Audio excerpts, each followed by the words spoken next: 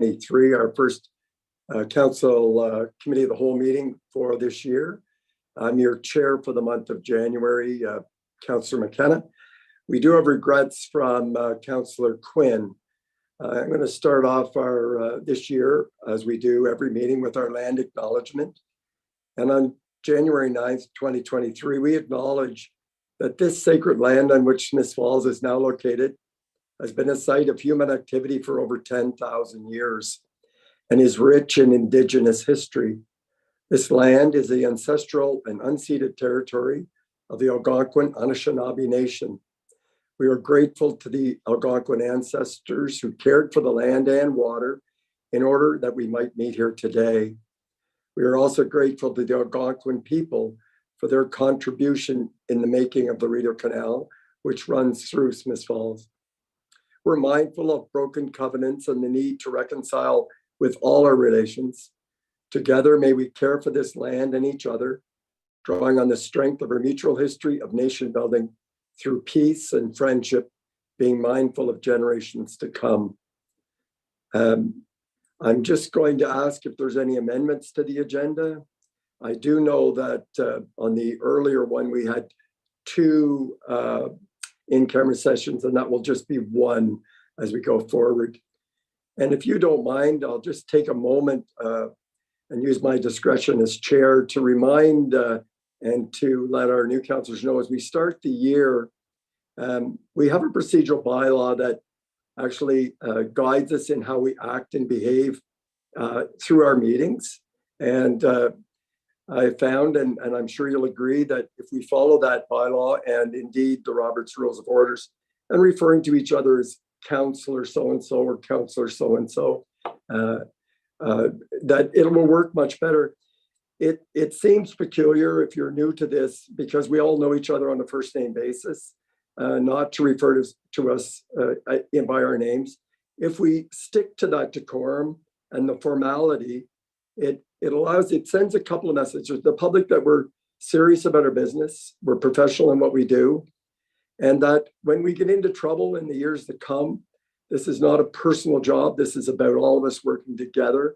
And by sticking to those procedures and our bylaws that are clearly laid out, I find that it'll get us through some rough times and some good times. And so I look forward to successful 4 years with all of you. Thank you for bearing with me for that. Do I have any disclosures of monetary interests? Councillor Miller. Thank you, Mr. Chair. I need to declare a conflict with agenda item 8.3, the municipal grants allocation, as I'm employed by one of the applicants. And I'd also would ask my colleagues if we could separate the municipal grants from the full budget discussions in agenda item 8.2 so that I can continue to participate in the full decisions without the conflict. I'll just turn to them. Thank you for that. And Councillor Robinson. Oh, you're just on their mute, Councillor Robinson. Yeah. Thank you. If it would be possible to separate the police budget when we discuss that from the rest of it, then I wouldn't have to sit in on that. Right, because you're declaring a conflict. Yes, I'm declaring a conflict. Yeah. Deputy Clerk Bennett. So you're on mute as well. We're off to a great start this year. Sorry to interrupt you. I'm just wondering if, for the record in the minutes, if Councillor Robinson could provide the reason for his declaration, just so we can include it. My daughter-in-law is the deputy chief of police. Thank you. I'm looking to my colleagues. I don't have any issue with pulling those two items out of the budget so that everybody can participate fully in everything but that. And does the deputy clerk have any issue with that? No. Okay, so that's how we'll manage that, and thank you both. We are delighted to have one delegation, Michael Cohen, President and CEO of the Perth and Smiths Falls District Hospital. And Michael, this is your second or third trip here, I think. And I'm going to turn it over to you to lead us through your presentation. Thank you very much. And thank you to Council for allowing me to come and speak to you tonight. I'm going to share my screen if that's okay, so that you can see the presentation. Yes, that'd be perfect. Thank you, Michael. Okay. So let me just, I think it's up. I'm just going to get into presentation mode.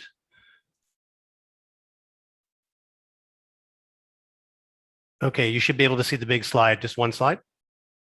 Looks good. Someone give me a thumbs up. Okay, thank you, Councillor Robinson. So I'm here today just to give you an update on the hospital but most importantly, to thank you for your support. This isn't my first CEO job, but I can't tell you how important it is to not just the CEO, but to a hospital to be well supported by the communities that they served. And of course, as one of the primary municipalities or towns in our catchment area, it is really, really important that you know how much we support, how much we enjoy and appreciate your support. And obviously that is not just the financial part that we're talking about, but the moral and emotional support. It really does buoy our staff and physicians and administrators to know that we have communities that think so highly of its local hospital. And the support that you provide in all aspects is really a critical part of keeping our hospital at top quality and giving care closer to home. So I thought I'd take an opportunity to just give a sort of an overview of the last year. It's my first year as a CEO here. And I guess I call this the tale of two cities. On the one hand, in our private lives, we're more or less returning to normal. But I have to tell you that this last year of this pandemic has been the most difficult and challenging in the 3 long years of this terrible pandemic. The staffing shortages that have resulted have really strained our system and the people to their limits, causing burnout, attrition and service interruptions. I'm very pleased to inform this group that our maternal newborn program, which had been closed since essentially the end of September, early October, has in fact reopened yesterday.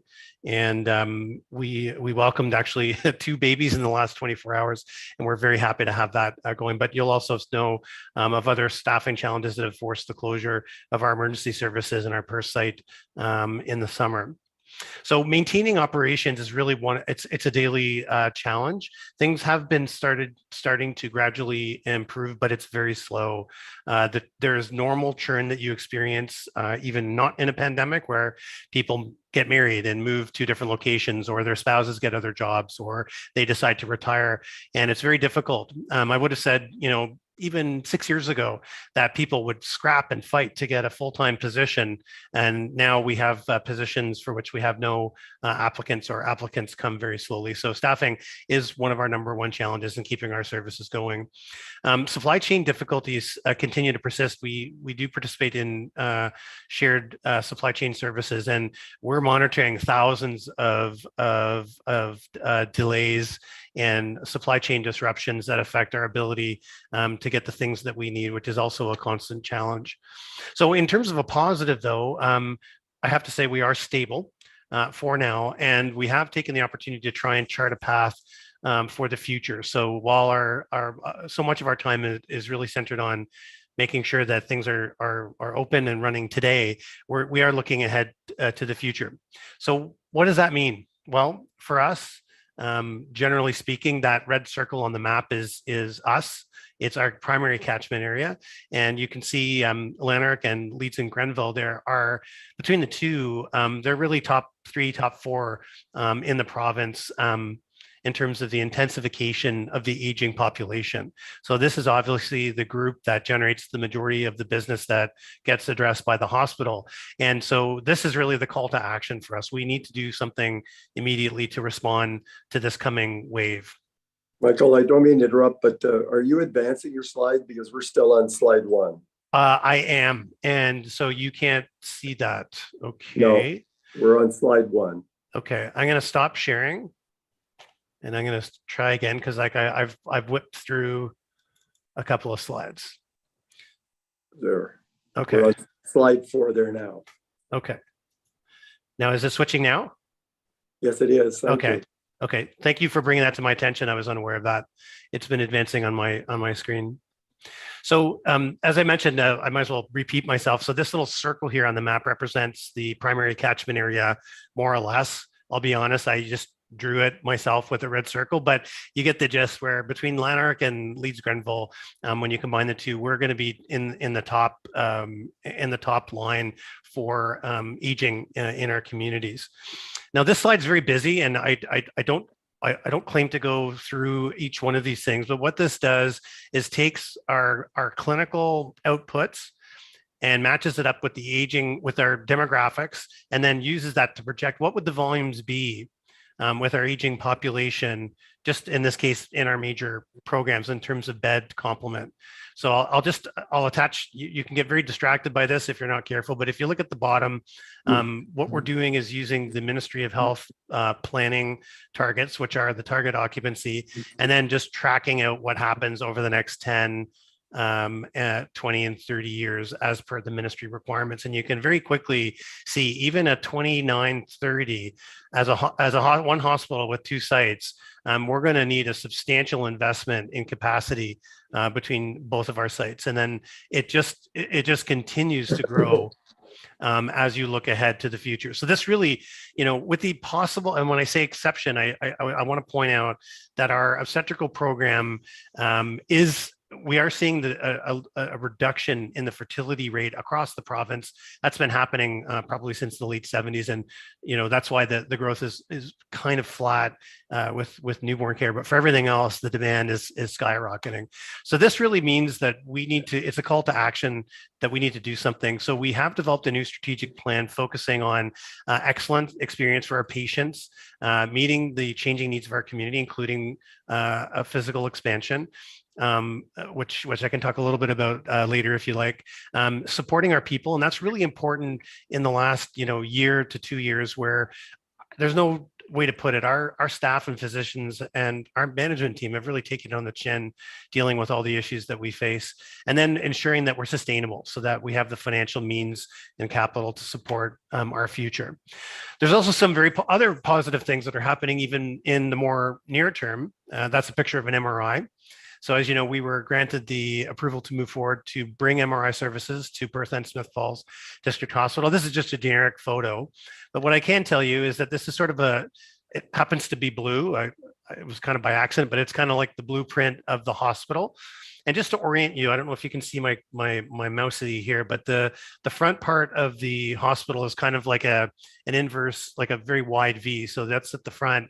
And then this zoomed in part is where the new MRI is going. So we are taking advantage of our multi-site institution, where we've relocated some of our cardiopulmonary services to make way for our MRI. So construction is going to be starting in March, and we're aiming to take our first patient end of September, October.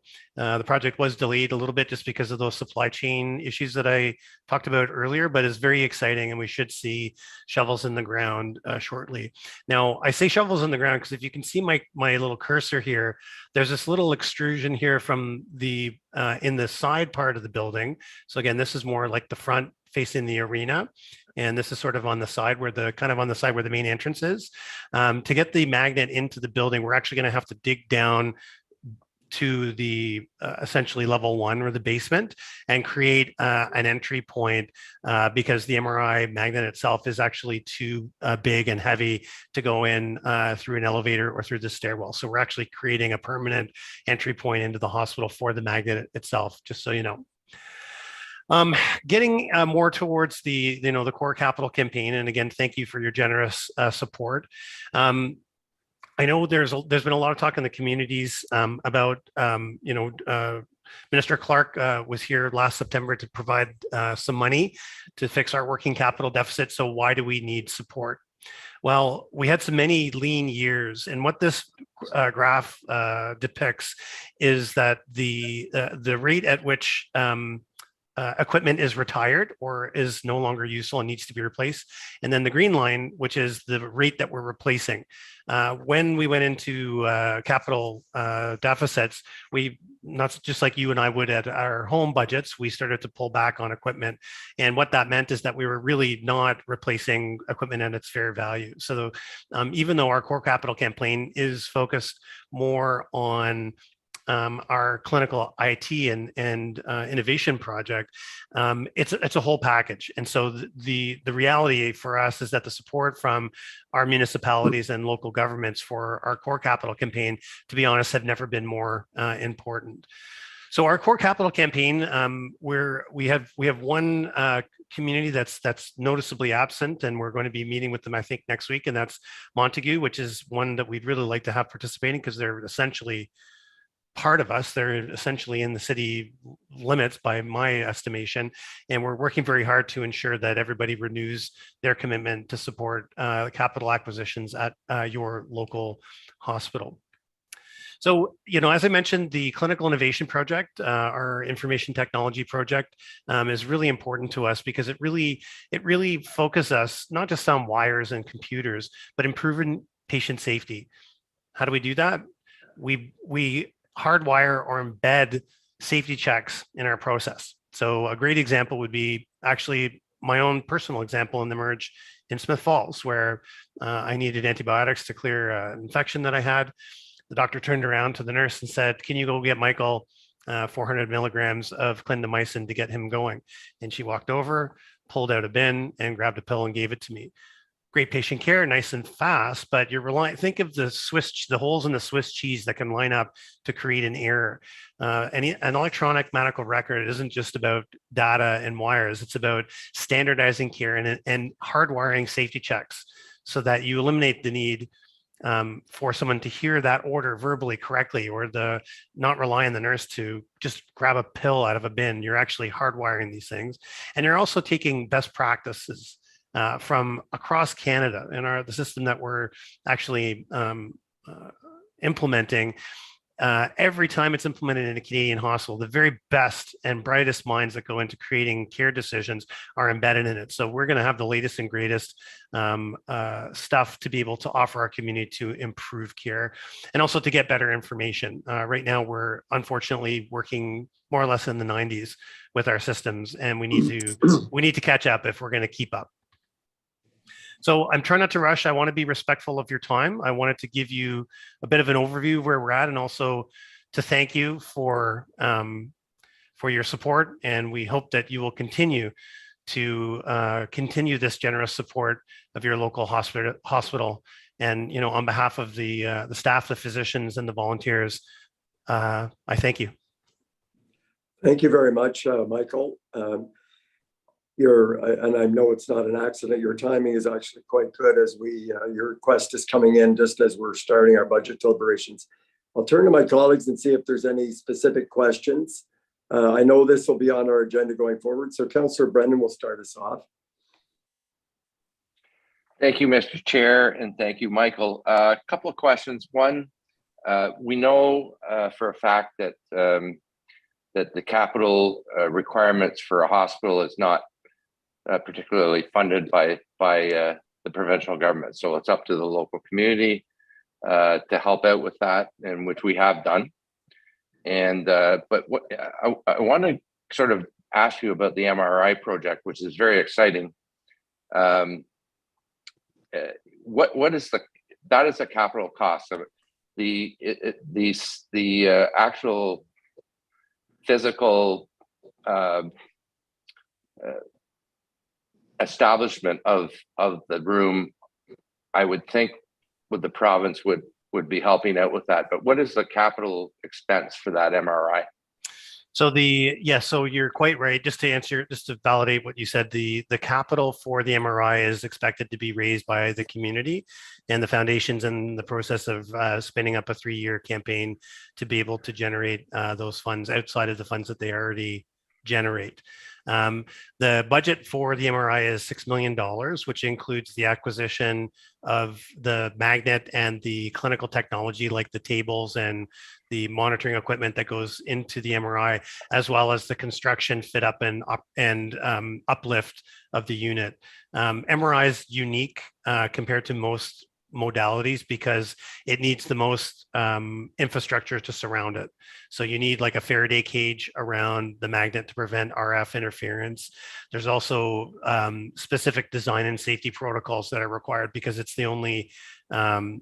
technology and imaging that can actually kill you. If you walk in there with an oxygen canister or even a set of keys, they can be quite lethal. So the infrastructure around the MRI is included and is also an inextricable part of the overall project. Thank you. Through the chair, also on that, the actual equipment has to be fundraised for it, but the setup or the infrastructure that has to be in place for the equipment, is that also the responsibility of the community or the hospital to fundraise for? Yes, it is, and it's included in the 6 million that I referred to. Yes. Okay. All right. And which sort of surprises me a little bit, because when the hospital was redeveloped, the provincial government played a major part in that. The town was part of it as well. Mm-hmm. But you know, I would have hoped maybe that the province would have helped us out with, you know, the shovel stuff, and then the actual equipment we would be responsible for. The other, through the chair, just one more question. And I realize that, you know, we've been going through this for many years. And, you know, the realization is the council has always acknowledged that the hospital is the most important institution in the Smith Falls, in our community. So we know that. The ask is $174,000. Just for everyone's information, how does that number come out? I know it's not picked out of the sky. There's some rationale behind that number. Yeah. So unfortunately, so Gardner Church, our board chair, Yes. who predates my involvement in this, would have the specific details. But my understanding is it's based on a rough estimation of the general population in each of the municipalities. For the sake of being consistent, at this point, we've elected not to, for lack of a better term, adjust it in any way.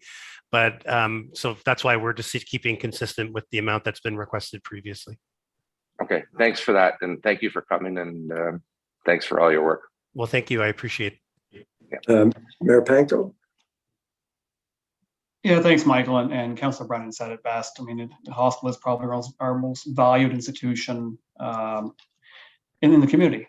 And having been involved, and especially for new members of council, having been involved in the capital campaign from day one, from its infancy and construction. And to Michael's point, it really was a matter of a formula was determined based on weighted assessment, based on hospital visits and overall population, which led to an allotment for each of the communities within the catchment area, much like what we have done for operational cost sharing. And so appreciate the reality that, or the fact that the ask is the same as it has been in previous years. And for simplicity purposes, I'm also proud that our council was the first one to approve our commitment. And I think, if I'm not mistaken, Michael, I think since then, I think it's been about $2 million overall, just come in from the various partners. And so a couple of questions, Michael. One, can you speak to, and especially for the new members of council, why the hospital is so dependent on this funding, recognizing we have a foundation, which is in recent years, we've gone from two foundations to one. Strong organization, achieving great success, and due to the support of the community. So I guess the rationale behind having a municipal ask and what it means, I guess, and secondly, the potential impact if the current partners and others like Montague aren't at the table, and how difficult it may be for the hospital to raise critical funds needed. And finally, I guess, is there how our professional staff, our doctors and nurses, are reliant on having state-of-the-art equipment to do their job right.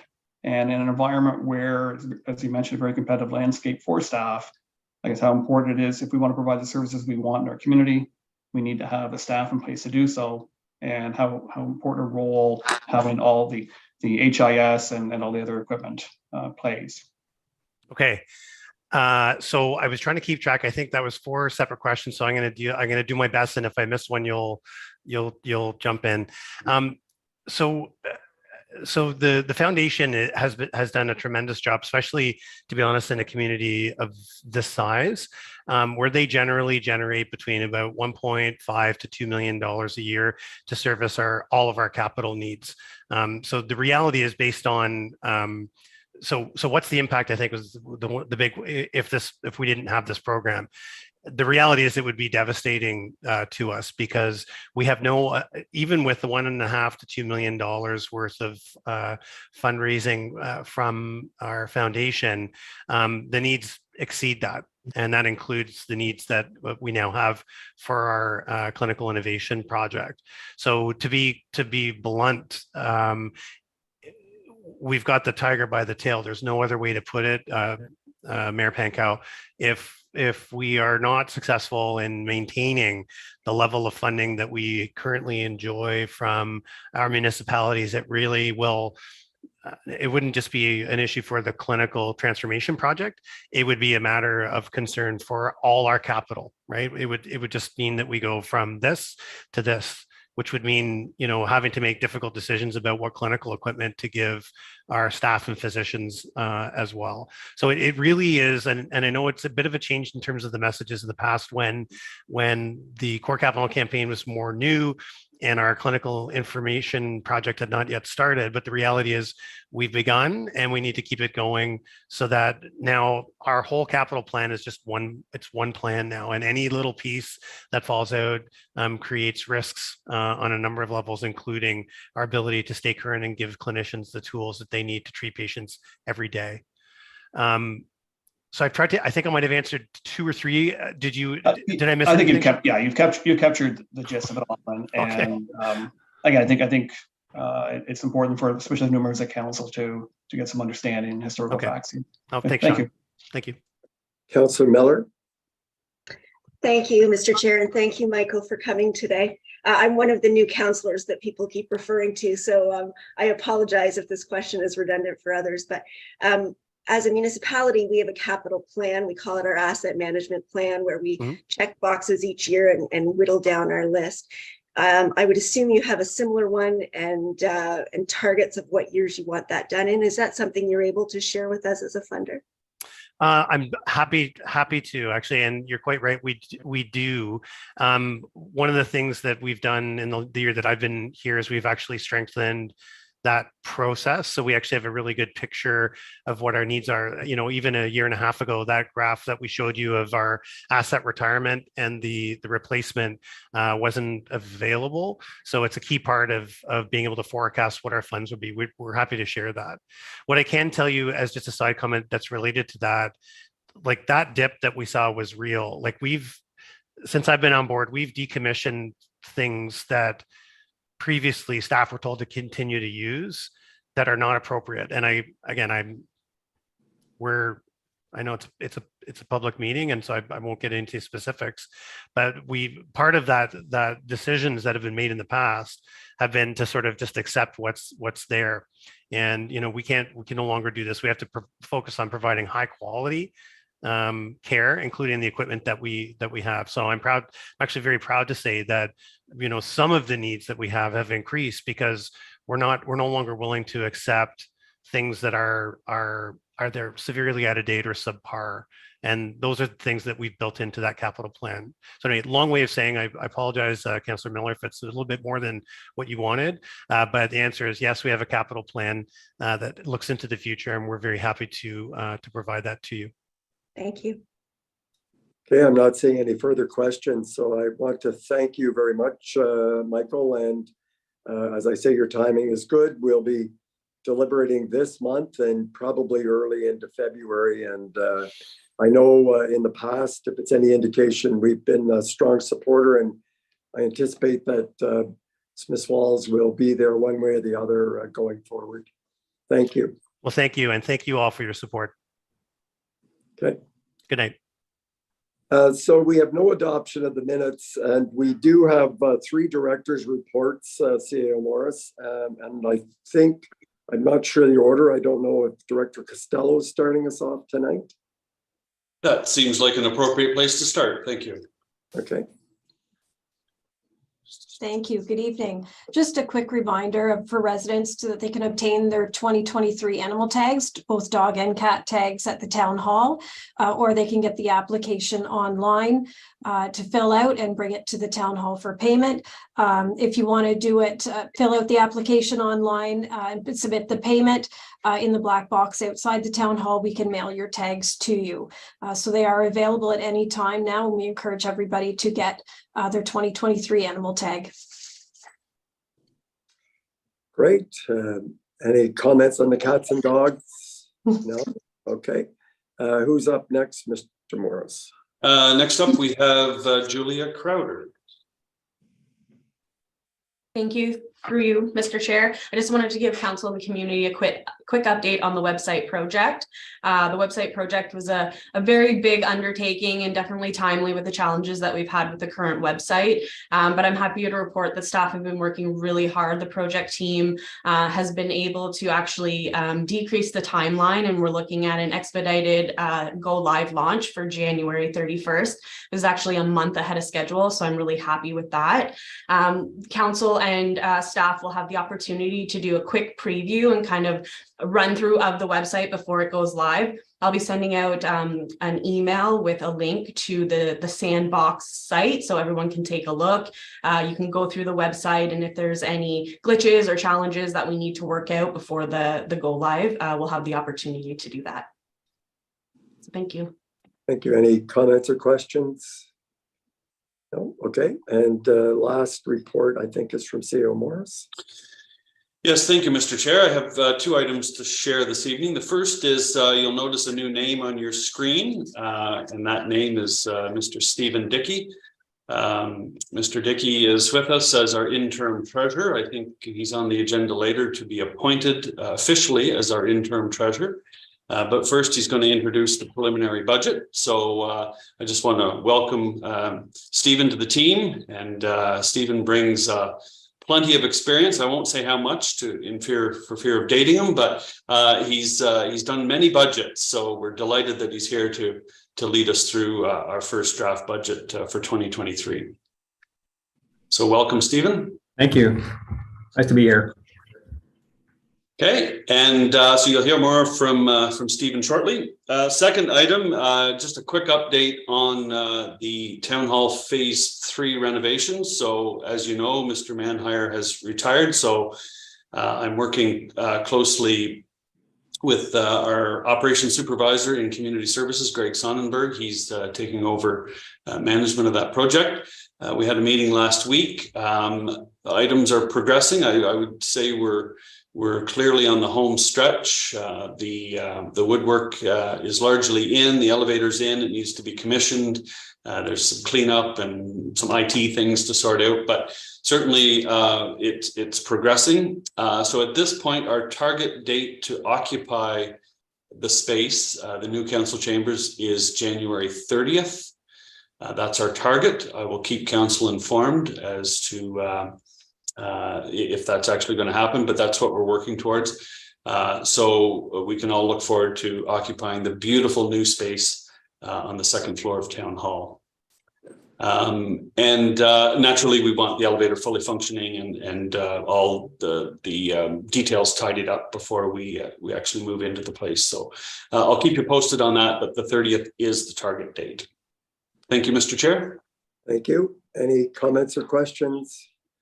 Seeing none, we'll move right along. We're going to go in camera, so I'll ask the public to be patient. We don't expect this to take very long. And I'll be seeking a motion that Council of the Corporation of Town of Smith Falls is provided in Section 239 of the Municipal Act as amended, moved into a closed meeting at 5:34 to discuss personal matters about identified individuals. May I have a mover? Moved by Councillor Brennan, seconded by Councillor McGuire. All in favor? That's carried. Please bear with us. We'll be back shortly.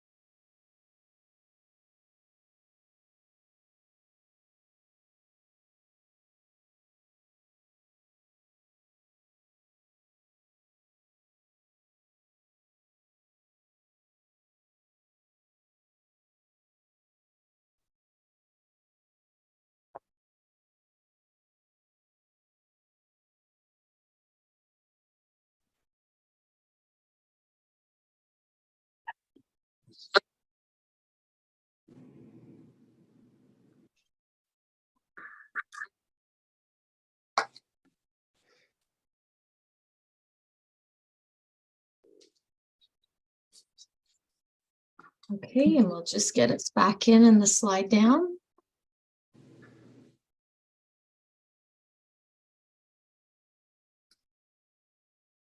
All right.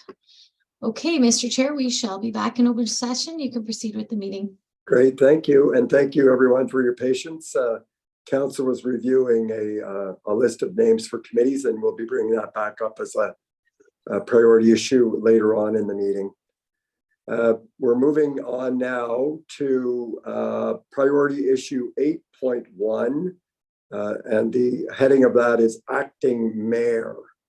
And I think Councillor Miller wanted to have a discussion on that. Please go ahead. Yeah, thank you, Mr. Chair. This is just a housekeeping option. I drew the straw of February and August for my acting mayor slots. February is my busiest month at work. In August, I usually take vacation. So I approached Councillor Quinn, who's agreed to swap with me if my colleagues here around the Horseshoe would be open to that. So that would mean she would take February and August, and I would take March and September. I'm not everyone's seeing thumbs up. And if I'm not mistaken, that'll be probably come to the next council meeting for a resolution or a bylaw. I'm not sure which, and we'll deal with it there. Yes, that's correct. We'll have an amendment to the current bylaw. Thank you. Yes, so that's great. And Thank you. Good luck in February. Thank you. 8.2 is a list of the first draft budget report. Now we have, we can't really pull out the police or the grant out of that, but we won't. This will just be an overview, I think, at this particular time, the first draft budget report. Unless the deputy clerk has some advice for me on how we can not talk about the police services budget or the grant applications while Mr. Dickey is presenting. Do you have any thoughts on how we might manage that? Just to hear it, but not. Certainly. In the past, whenever we came to the point where we were actually discussing that certain department or certain area that someone may have a conflict, if we could just wait a second so that those members could get their cameras turned off. Perhaps the staff member speaking would just say, we're going to now speak about, the police services budget, or if someone has a question, just give them a moment for that member of council to just turn off their camera, shut off their sound and their microphone, just so that we can give them a second to do that and then proceed with the conversation. I think that's what we would do. If we do return in person, certainly, typically the member actually leaves the room. And so we would do the same same fashion in an in-person meeting. Okay, everybody clear on that? Thank you. It's not if we return in person, it's when we return in person. Sorry. And I'm delighted to also welcome Mr. Dickey one more time. And it's over to you now to take us through this first draft budget report.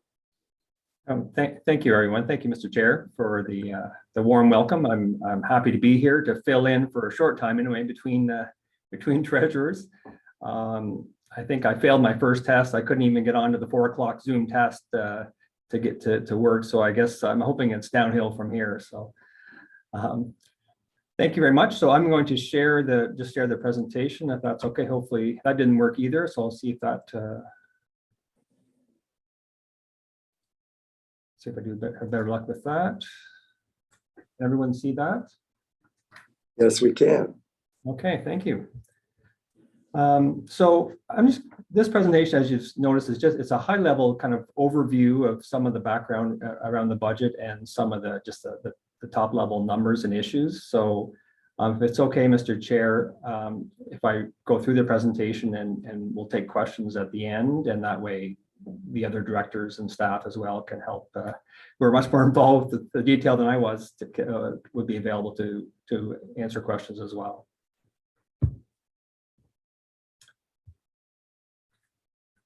Okay. So just quickly looking, some of these slides are similar to last year. They just kind of give an overview of from the beginning of kind of how, what the goals were in developing this first round. Council, of course, is looking for Predictable and stable rates for taxation and for utilities for the residents. So in light of that, this original first draft has taken the direction given by council at the December meeting. Goals also, we look at sustainable funding for our assets. So part of the goal is to look at where we can get senior government funding and maximize that to the extent possible to be able to help us to sustain our funding. As well as, I think, building reserves has been a strategy that the council has been developing over time with the asset management plan, and looking at ways to build capacity to be able to refurbish and replace assets in the future, as well as keeping debts within below the limit that's been set by council. So that's just some of the high level goals. Efficiencies as well, as departments are always looking at ways to create efficiencies and build those into do things faster and smarter, more automated, and those are built into the estimates as well. As mentioned throughout the report, the strategic plan that the last council completed is still a key document, key strategy that's looked at in terms of developing these plans. I know council is meeting shortly to update and create a new plan for the future. At this point, a lot of this initiatives and strategies that were developed in this last plan are still underway and being completed. So a lot of that's still instrumental in formulating the operational plans for staff at this time. Asset management continues to be important. I think in the last decade or more, all municipalities have looked at updating, looking more at long-term financial planning as well as management planning or asset planning. And so that'll be critical to be able to sustain all the infrastructure that Smiths Falls owns into the future. So that's top of mind as well when looking at our budgets. And then, as mentioned, the rate increases in this preliminary plan are just based on a past long-term financial sustainability and water financial plans that were developed. So just these numbers were built into those plans, and for a starting point, we're building those into to begin with, just as a starting point for council to look at for rate increases. The sustainability plan, again, I haven't included the plan itself, but just as it was a great tool developed by the municipality, improved by council a few years back, which is great. It helps look at the future and gives an idea of what's needed to be able to plan ahead and be able to meet shortfalls and gaps before we get there. So it's a great start. It'll be something that we will be updating over time as estimates change and as circumstances change. So it's so that's where that comes from. It's not a perfect, because it is a state point in time. As you see from this slide, there's costs have gone up and new projects come along and things break down sooner than we expected, and all those things come along that can put more pressure on that plan. I find costs tend to more often than not go up. It's supposed to going down in terms of our future estimates for a number of reasons. So a lot of those numbers, those reasons are listed here. So looking at a glance at the budget, to get an idea of the order of magnitude, this slide it's the gross expenditures. So combined, it's a little over $31.5 million, quite a large budget. And then this is combining the taxation and the utility services together into one number, just to get an idea of the order of magnitude of how much is being spent. And the revenues themselves, you'll see a good chunk of that comes from taxes, as well as the rates and user fees. A couple of other items on here: grant in lieu of taxes. That's the senior levels of government, provincial and federal level government that we don't bill them taxes in the same way as we bill the rest of the taxpayers. They pay based on different formatives by different legislation. They pay an amount in lieu of taxes. So things like Ontario Hydro and the post office and things like that. And the provincial and conditional grant, you're probably familiar with OMPF. So that's an unconditional grant that is given to mainly to smaller rural northern municipalities that don't have the benefit of the large tax base that some of the larger urban areas have. So this is just to help municipalities able to provide the services that they need to. This is just a snapshot of high-level snapshot of by service, kind of where the money goes. And just a note, this doesn't point to the 2023 budget. It points to a previous year. So so these numbers may change up or down by 1% or 2%, but it gives an idea just of the order of magnitude of where which services are being paid for and kind of where the different allocation of costs go.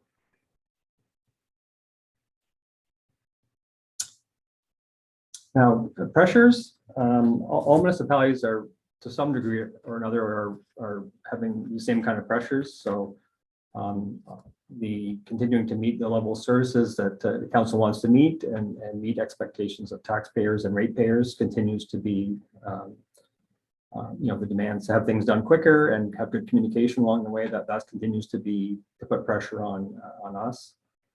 Funding demands from outside agencies and groups, some of which they set their own budgets and have their own pressures, but they get some of their funding some or all their funding from the municipality as well. Compensation, it's the largest piece of the budget.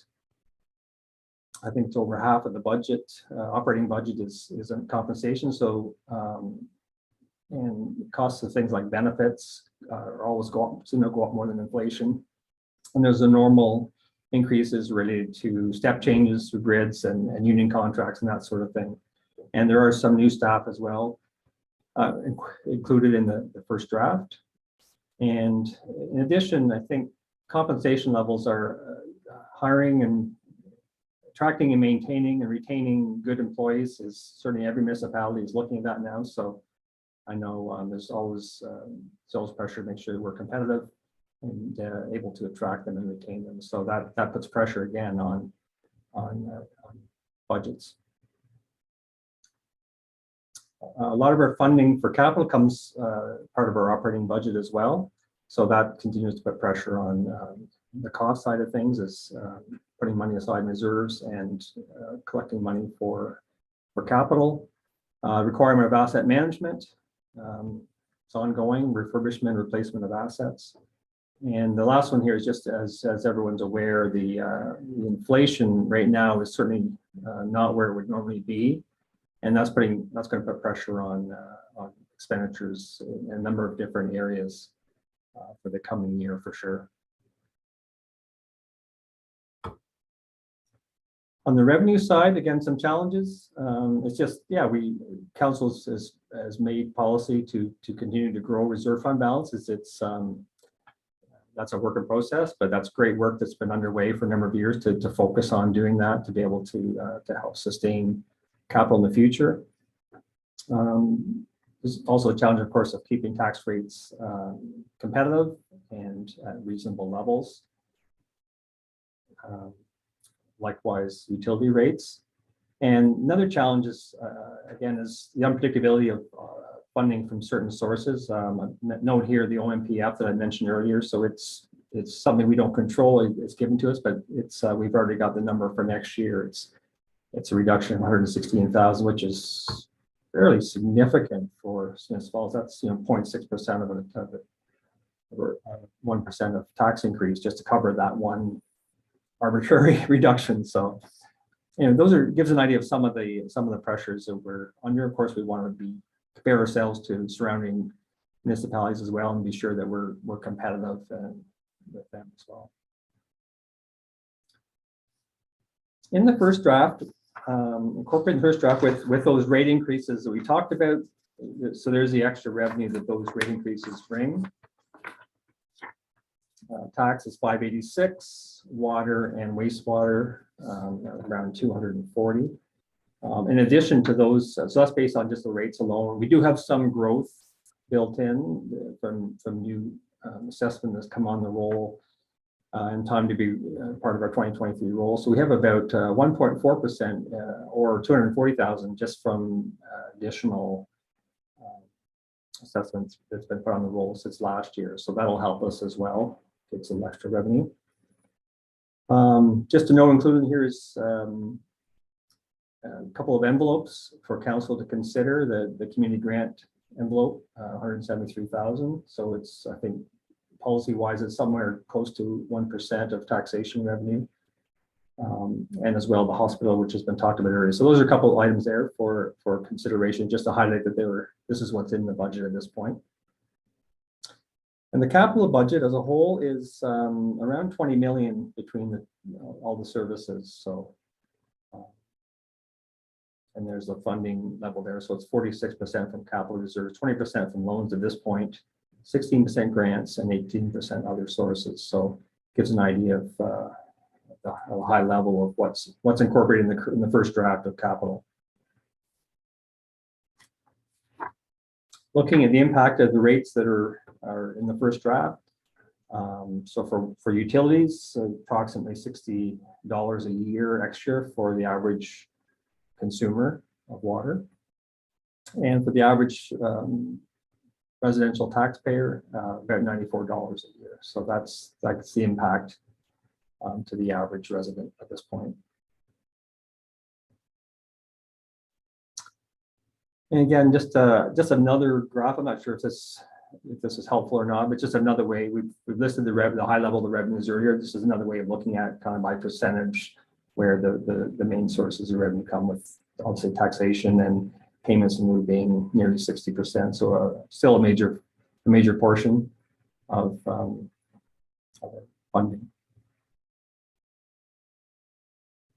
Looking at taxes briefly, I think this may have been mentioned as well back in December, but just a December meeting, but just a reminder too that the Ontario government has frozen assessments again. This is, I think, I lost track of time. Is when COVID hit, you may remember, I think is one action that the government took at the time was to freeze assessments. We were due for a new, I think 2020, due for a new round for an update of market values for all Ontario assessments. But I think with everything going on with COVID, it was one thing they decided that they didn't want to deal with, or thought maybe taxpayers wouldn't want to deal with. So they've frozen them, and that's continued on for 22 and then now 23. So I'm not sure what the future holds. I haven't been able to get someone to project when they think that will be changing. But so for existing assessments, they stay the same. New assessments like new building and new construction will comes on at the new rates.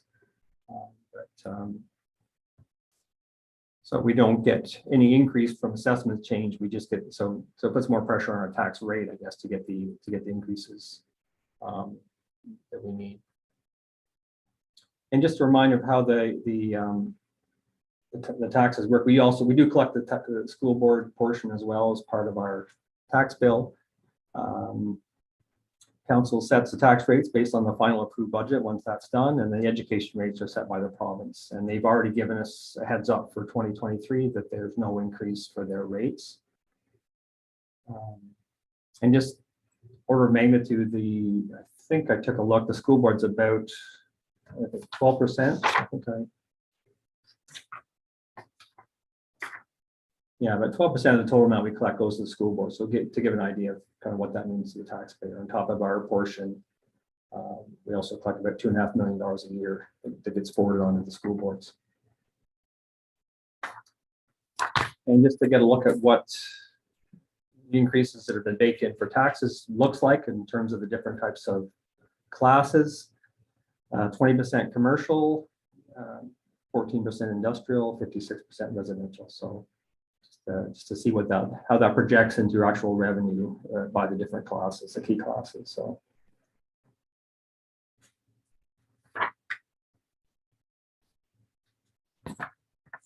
And looking at comparators, I think there's a couple of, these slides were from last year, so we didn't go in and get 22 rates for everything. So these are based on 21 rates for tax, and next slide is for utilities. So just give an idea of where, I know often council want, we're interested in comparing ourselves to other municipalities to see how we fare, how competitive we are. So based on last year's 2021, this gives an idea of where Smiths Falls falls in terms of the actual tax bill. So So fairly competitive there on that side. And this is the utility rates. So for residential and industrial, we're kind of near the middle of the pack. On commercial, we're kind of one of the lower rates for water on average. This slide, I brought this forward from last year. It was, I guess it's of some interest, except it really doesn't compare Smiths Falls to other municipalities in terms of debt per capita. So I was thinking about this actually, looking up one of the indicators I've often looked at is the province provides a scorecard each year, and looking at that, I looked, Smiths Falls is about so one of the indicators they use is the amount of debt service per percentage of tax revenue.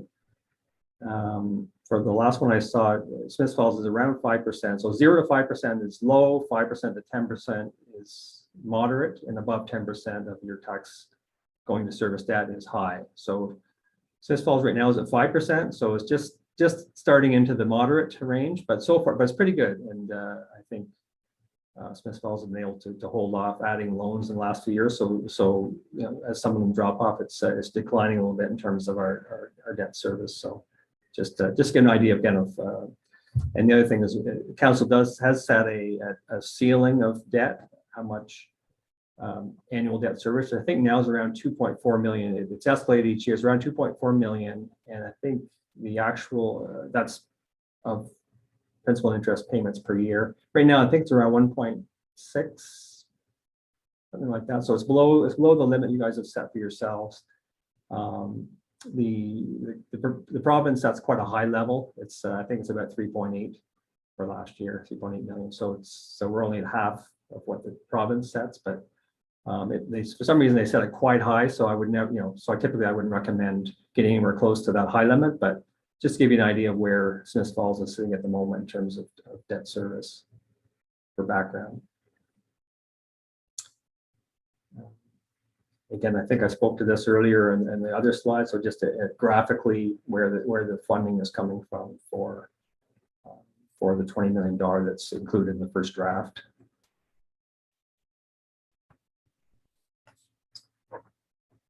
So looking at the capital budget, so Schedule 3 to the report has kind of the detail of them, but just this slide just kind of at a high level. Some of the key projects: the distribution trunk upgrade, new water tower, Catherine Street reconstruction, Confederation Bridge, library renovations, asphalt resurfacing. Some of the key, the larger ones that are in there. And again, a total of 20.5 million. And then there's in our budget is 3.2 million transfer to capital reserves, but to pay for these, everything that's in there now, we have a transfer out of 7.7, leaving a shortfall of 1.7 at this point. They would need to be borrowed in order to complete everything that's in the current plan. So this almost last slide is just the, I think in the report, it just talks about the summary of some of the areas that staff will await direction from council as part of the deliberations going forward. Proposed tax rate increase, whether to use the ones in there now, whether to do something different. Proposed water utility rates, same thing. What's in there now or some other number. And depending on the answers for those, I guess it's looking for direction on in terms of the shortfall right now of capital. Do we, if we keep everything in there, council wants to look at borrowing, taking on more debt, or direct us to defer some projects or rescope projects, so that sort of thing. So there's a few other options to make up that shortfall. That'll be some of the decisions that staff will await on. And again, these last two items are just to highlight items in there. It's kind of discretionary items that council typically will look at separately as well. The community donations and the hospital donations are kind of one-off separate items just to highlight that they're in there. So something that the council will discuss. And there's the kind of the process forward. So next meeting being January 30th to present kind of the second draft based on feedback, and then go from there, I guess, in terms of depending on how deliberations go and what direction we get, that'll dictate the path forward after that. But January 30th would be prepared to come back and update the budget with any direction from council. So that's all I had, Mr. Chair. So turn it back to you for any questions for the staff. Yeah, thank you very much, Stephen. And would you just leave your screen, please? Just take that off and I'll turn it over to my colleagues. If we could focus firstly on the presentation itself. Stephen asked us to withhold questions, just so save those options for a little later on. If you have any questions on his presentation or any clarification required. What? Okay, Councillor Brennan, why don't you start us off? Yeah, I just wondered what the interest rate right now is for borrowing. Through you, Mr. Chair, I haven't got a current rate from the bank at this moment. Last time I saw it was probably 5.5%, but don't quote me. I'll have to go back and get a lot's changed in recent months, and of course I've been out of the municipal world for 8 months, so I think it's over 5% now, but I'm not sure. I can get updated quotes. We will have to get updated quotes to be able to sort of the debt service, but I'm not exactly sure right now what they are. Okay, I had a question regarding inflation. I guess that was general inflation around 7%. The town doesn't buy a lot of food, which is where a lot of the inflation rate is much higher. I do know we spend a lot of it on energy and fuel and that sort of thing. Do we have a sense on the types of material and services that the town procures, what the inflation looks like more specifically to our needs or wants? I don't know. Yeah, it's a good question. The indicator we use is the local kind of Ottawa Gatineau all in, so it includes everything. That's the one we typically use for all escalation. So it would include fuel and everything and food. Certainly the construction one I think is over 7%. So certainly a lot of the construction type work, it's been quite high even in recent years. It's been quite higher than others. So that one would hit with maybe higher than average typically, but so maybe some of the folks from the departments that do construction would have a better feel for current prices. I just pulled out the all-in one that we've been using typically for escalation. And maybe it rounds out that way. So CEO Morris, do you want to weigh in on that? Yeah, thank you, Mr. Chair. So to give you one example, if you refer to Schedule 4, it's the variance summary. So the difference between the 2023 ask versus the 2022 approved budget. I just picked one, Public Works, diesel fuel. They require $15,000 more in 2023 than we had in 2022. That's one small example in one department, but that gives you an idea of one pressure of escalating fuel prices. Thank you. I think I saw Councillor Miller's hand flash up there. I just wanted, thank you, Mr. Chair, and thank you, Stephen, for your presentation. I just wanted to build on Councillor Brennan's question. And as this is my first budget process, I'm sorry if this is a dumb question, but our current debt load is about 5%. That puts us low moving into moderate. If we were to borrow, say, all of that $1.7 million shortfall, have you run the math to see where that would take us? Through you, Mr. Chair. Not the exact number, but I think we could borrow another 5 or 6 million still before we get up to that 10%. So there's certainly room to borrow the 1.7 and stay within that and still stay in the moderate range. Is that your question? Yes, thank you. Other questions or comments before we start talking about options? And Mayor Panko, sorry, I see you now. Yeah, thank you. Thanks, Stephen, for the presentation. And I'm not sure if you can answer the question now, or maybe CEO Morris could, but considering the cost of borrowing today is going to be higher than it has been in recent years, and significantly higher. We've been reluctant to borrow for a number of years, and we recognize the need to borrow from time to time, especially a project like the water tower, which we can't possibly pay for completely ourselves. But just wonder about the possibility of borrowing from our own building reserve, and maybe not an answer for this tonight, but maybe for our next budget discussion. Understanding that it's our own funds, we've had the ability to borrow from it at a rate, obviously, which would be much lower than financing through the bank. So if we can have that information for our next meeting, that would be helpful. Great question. One of the thoughts, okay, Councillor Brennan? No, go ahead, Mr. Chair. Go ahead. I was just thinking about those options, because we do have to give some direction to our staff. One of the things that I'm hesitant to really get in deep is on Wednesday, we're going to lay out our priorities for the 4 years. And some of those will be like an in-depth discussion on what will happen in year 1 or 2 or 3 or 4. And I wished we had been able to have that really in depth. It's almost like a reorientation to what are the priorities for the municipality, what are our threats, what are the things that we really need and want to spend our residents' money on over the next 4 years.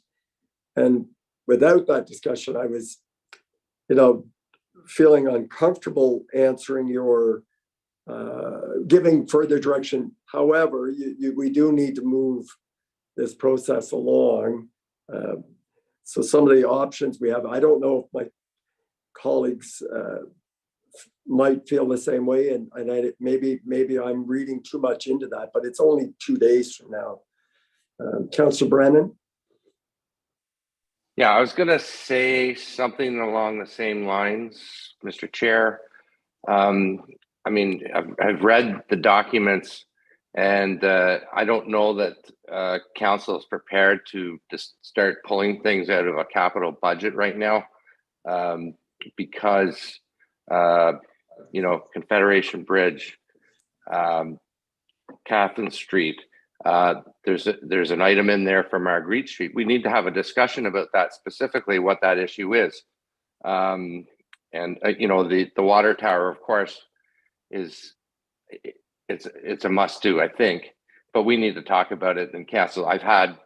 We've had the reports, you and I, Councillor McGuire, the mayor, have had the reports, and I think we know the issues, but our new councillors need to have a discussion about it, have a report, review it. And, I don't know how much in the weeds we should get tonight.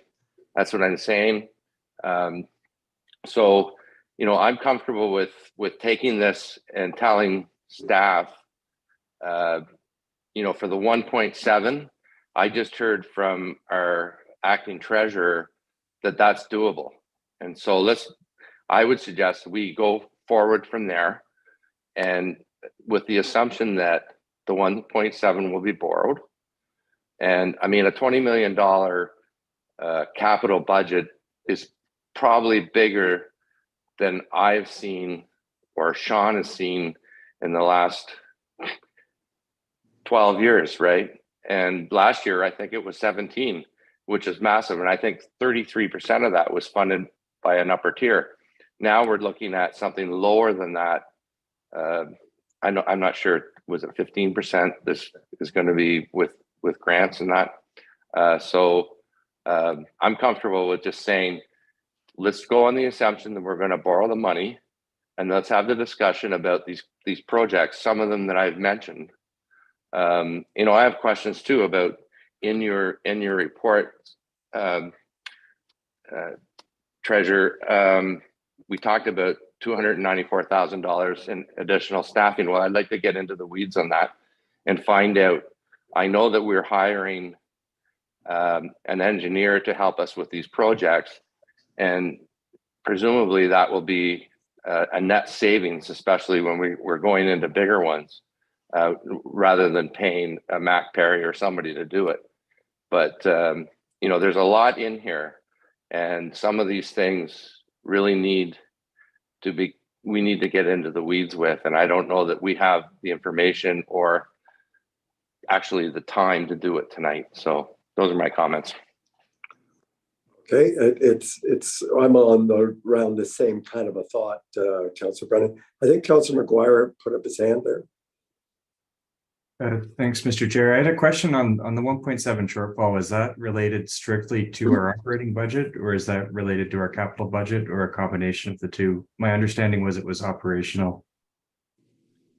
Yeah, it's how much, it's how much more we need to generate out of operational or from taxes or some other way to be able to balance our capital budget, not without borrowing. So I guess my comment on that is I'm very uncomfortable looking at borrowing when it comes to our operational budget, because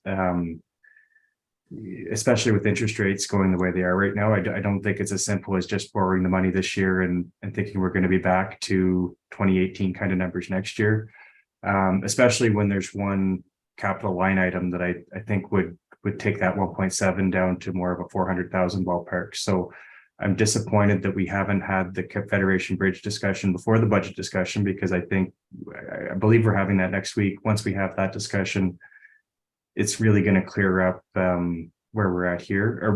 If we're going to go through item 1, 2, and 3 tonight, is that something we're going to discuss, or are we saying we don't even want to discuss that much for this evening? Well, that was, if I may, everyone, that was kind of along the lines that Councillor Brennan and I were raising, is that, dude, if we have to, it would impact, staff will need time to put, so our January 30th date might move if we push this ahead a week, which would be fine.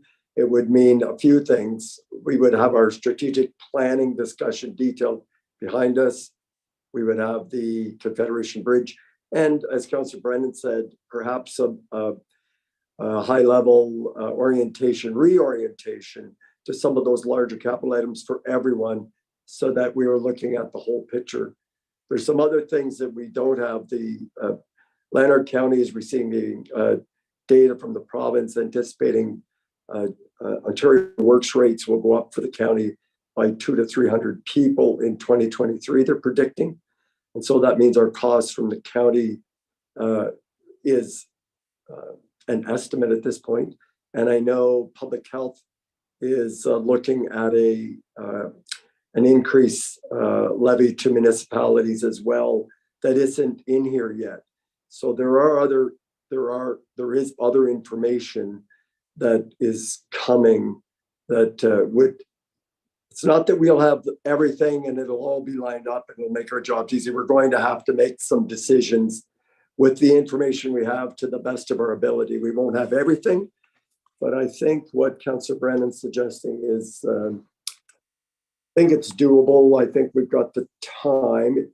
So if we looked at it this way, those 3 options, if we just leave things the way they are, Monday we will have Confederation Bridge on the agenda.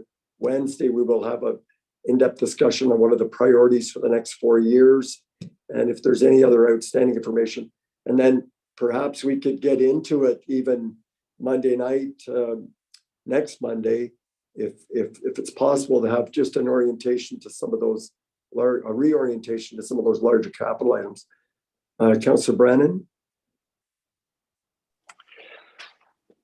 Yeah, I agree. I mean, there's a lot here, and I'll just put it out here to committee, Mr. Chair, that we might want to think about having a meeting on the budget, just a budget meeting. We've done it before. I know other municipalities do it. Take half a day, and I know all our directors are here tonight, most of them, and have them come and talk about their capital budgets and do it that way. It would inform us, I think. It's time consuming, I'm not talking about going line by line on the budget, but to have it embedded into an agenda tonight, I think is a lot. I think we owe it to everybody to spend a little more time and to hash this out. It's a new council, and so it's just due diligence. We're not talking about passing this thing, I think, until the end of March. So there's time to do it. There's time to talk and be well informed and make informed decisions rather than just picking things out willy-nilly. So I'll put that out there. Thank you. And I'm going to circle back to that, Councillor Brennan. Councillor McGuire. Thanks, Mr. Chair. Respectfully, I disagree because I don't see the staff report tonight asking us to have a 360 discussion on what we're going to spend money on in 2023. I see this report as having, I think it's 5 items that staff are looking for direction on. And quite frankly, I'm comfortable to give direction on it. We've got proposed tax rate, 3.38%. I don't think anything lower when inflation's in the 7% range would be responsible. And I remember from the last meeting, there was no political appetite to go higher. So to give that direction and lock that in makes progress. With the wastewater rates, I'd prefer to see it with inflation, but there was no political will for that last time. So if we lock that in, we've got our revenues locked in. And then we know at that point it's time to, okay, we need to cut capital projects or we need to cut services. When it comes to the hospital donation, that has had fairly little discussion in the past. I'm not sure that any new information came forward. I'm assuming it's still going to have its support, and the community donations policy is going to be discussed further at another report tonight. So for the 5 items we're being asked for direction, I'm comfortable giving it, and I'm interested to see if there's a consensus on council for that. But if we can at least lock in what our revenues are going to look like, I think it's going to really focus our next conversation and make it more productive. Thank you, Councillor McGuire. Mayor Panko. I tend to agree. I think we can make some progress tonight, and there's a lot of moving parts here. And let's not forget, there's already financing in the budget on top of the 1.7. And I think we have to understand, I believe, what that long-term impact of that financing is, and what it would mean if we had another 1.7 to that. So as an example, starting in 2024, if we had to pay for the water tower completion, I'm not expecting it to be done by 2024, but at some point in time, we have to start paying for the debt on that. That's coming through water rates. What's the impact going to be on water rates in the future? For Catherine Street, there's some proposed financing. What impact will that have on our 2024 budget? So what's the cost of carrying this debt as we go forward? I think those are important considerations. As I mentioned earlier, what can we borrow internally at probably no interest or very low interest in order to rebuild, draw from reserve, build on a reserve. I think there's the Confed Bridge discussion is going to be an important consideration, and the outcome is going to be impactful. If the decision is different than $2.6 million cost, that's going to be impactful. I think we need to discuss Marguerite Street, and it's been up before. It's up again for consideration. I see a lot of merit and value there, but a big cost. I think we can probably have some discussions there. So it's a matter of there's a variety of options available, and what levers do we want to pull in order to get to the point that we have a rate increase that we can live with. And we've been very responsible. I think with tax dollars coming in, we've benefited from growth, and tax rate increases have been very modest in recent years, but we've never experienced an inflationary environment like we're experiencing right now. And when you look at the operational budget, it's up about 9%, and that's something we've not seen before. And that doesn't mean our staff are getting big raises. No, they're getting raises based on agreements that we had in the past, which are far more modest. But we have big increases to our insurance cost, as CEO Morris mentioned, big increase in our fuel expenses. And we are a growing community, and we need to make sure that as a corporation, as a service provider, we need to be staffed appropriately. And that's going to be impactful as well. So there's a lot of parts here that I don't think we have a lot of play with. So we have to come up with some conclusions on what we can live with. And looking through the capital budget, there isn't a lot there that should be cut or deferred. We know there is a cost to deferral, On the water and wastewater side, there's a major capital work needed, and that's critical stuff that we can't do without. We're going to have to bear the cost of that.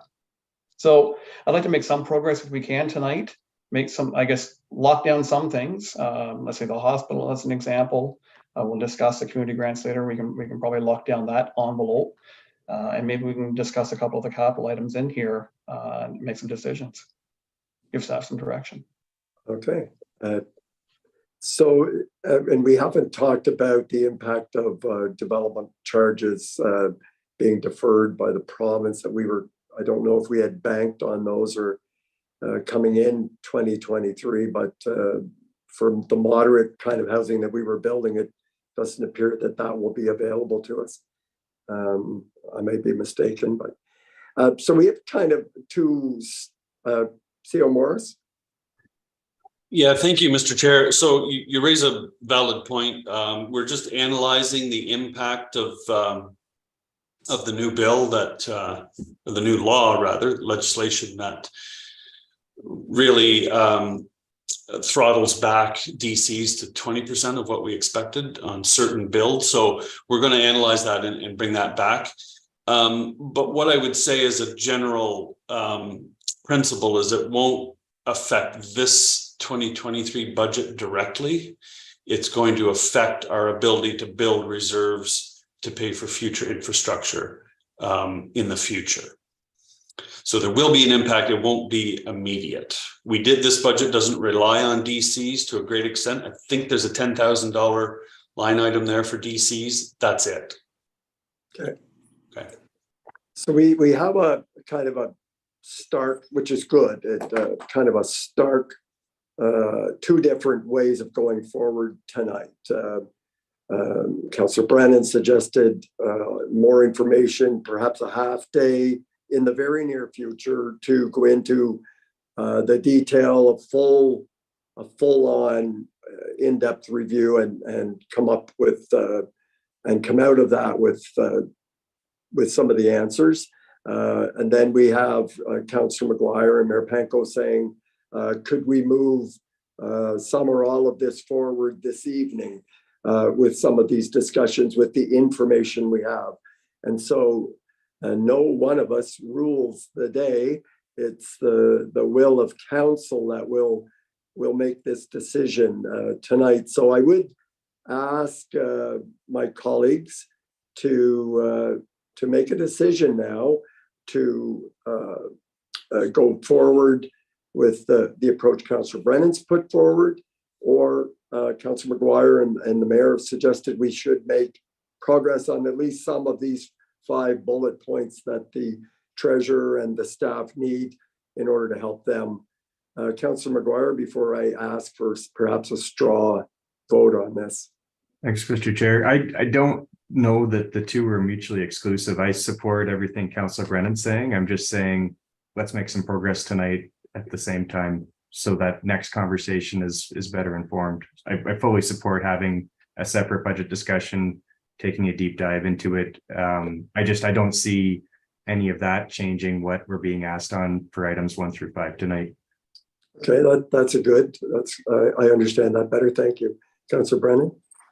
Yeah, I mean, I just don't want to get in the weeds about the capital budget. And, like the projects I mentioned, council needs to be well informed.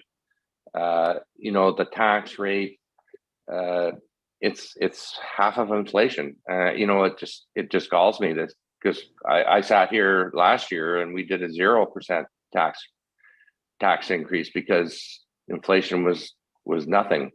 So that's a reality. And I'm reading in the media that other municipalities are looking at 6 or 7. And so I think that's reasonable. We have to keep in mind that people are dealing in their day-to-day lives with 6 or 7% inflation. So I'm fine with, my suggestion was, let's take the recommendations and then we'll make some informed choices on the 1.7 shortfall on capital. Okay. So, and just make the assumption that we're going to borrow the money and do it. Okay, thank So you. I'm fine with that. Last word, and then I'm going to suggest something to Councillor McGuire. Last word, Councillor McGuire. Thanks. Yeah, so if we took out item 3, that takes out the capital section, in line with what Councillor Brennan's saying, but item Okay. 1, 2, 4, and 5. Okay, let's see if we can't make some progress tonight then. I'm going to pick a starting point, that I hope might be supported. Let's look at the hospital donation, which you've just heard about, of $174,000. Does council support that donation and directing staff to include that in the budget going forward? Does anybody object to that? People are all, so we've got consensus on that item. Thank you. We'll skip community donations for now. The proposed tax, let's go to water and wastewater. This is something that,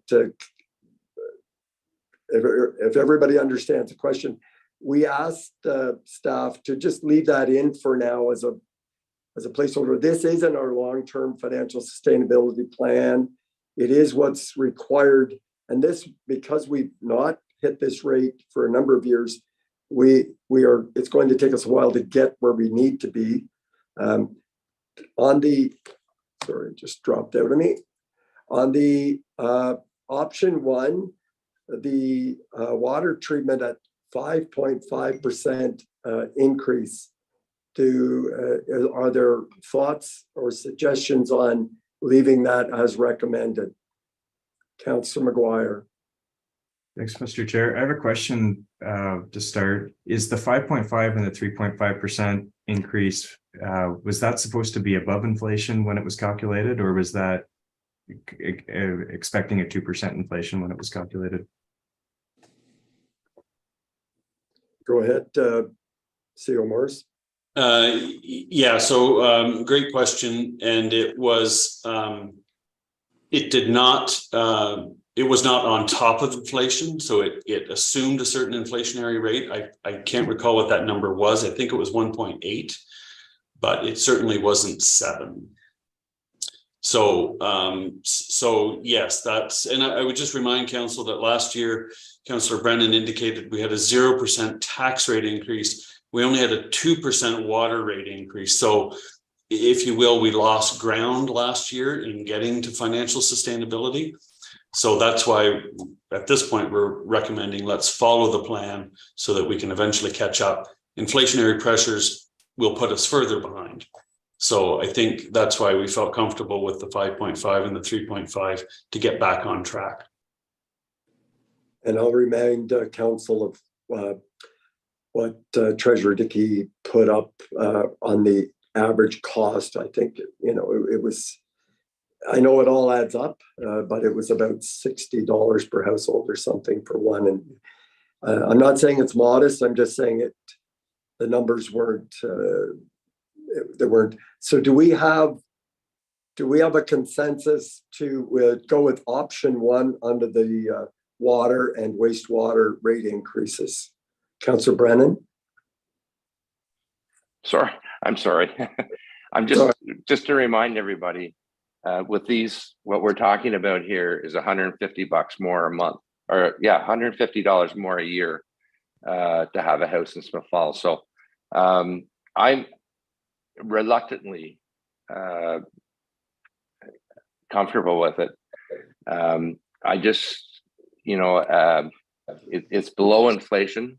So that's the rub. So, I mean, when we're talking about impact and an average assessment of 160 grand for a house in Smith Falls, it is so out of whack. And when that's updated, it's going to be on council to adjust the rate, because we all know you cannot buy a house in Smith Falls for $160,000. There's no way. Right. But yeah, I just wanted to make that comment on the water, and to get to cost recovery on water and wastewater, that means that you're going to have to give some relief on the other end, i.e. taxes, because it only comes out of one pocket, right? And yeah, okay, we're subsidizing, $500,000 to keep the water clean and get rid of the wastewater, but it only comes out of one pocket. So we have to keep that in mind. And the province has not put this in regulation that it has to be. So it's up to us, and it's a tough job, but I'll agree to it. Okay. And do others as well? Councillor Miller, you had a question or comment? No, I'm reluctantly comfortable too. I think I appreciated Stephen's slideshow that showed where we are in terms of our neighbors with our tax rate and our water and wastewater rates. So I'm okay with moving forward on this. Okay, thank you. Councillor McGuire, were you just voting or did you want to add more to this? Yeah, I have a comment. I'd be more comfortable increasing it at the rate of inflation because as we've seen in 2022, our water and wastewater has been much more exposed to the vulnerabilities of inflation because of the inputs that go into it. We know it uses a lot of electricity, a lot of natural gas to create the pellets at the wastewater treatment plant. And the chemicals that go in are expensive and they're going up. So the only reason I think that our water and wastewater is close to budget this year is because of the extreme savings in water production that the team has been able to create with the leak detection and with modifying the chemicals they're using at the plant. So with those are great low-hanging fruit that was picked, but I don't expect to see those kind of savings year over year.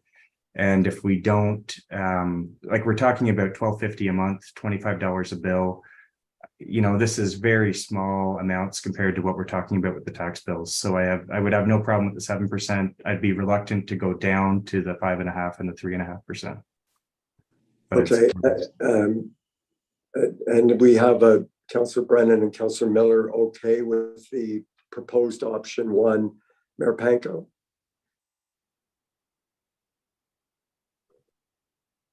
Yeah, I mean, ideally we would keep it lower, but as Councillor McGuire indicated, we're seeing real significant increases in the cost of operating facilities, and thankfully we've had a reduction in the amount of water we need to produce. We've had that leak detection equipment operating, and our staff out there doing a great job of finding and fixing leaks and making things more efficient.